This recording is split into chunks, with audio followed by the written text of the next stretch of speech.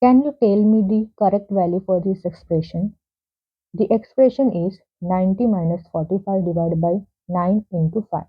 So we solve this expression by using order of operation, which is PEMDAS. This is the priority order of solving this expression.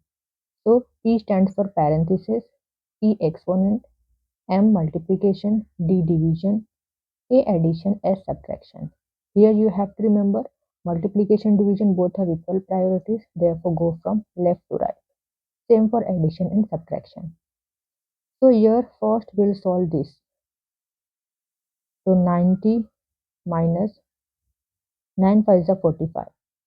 So 5 times 5. Then 90 minus 5 5 is 25. 90 minus 25, which is 65.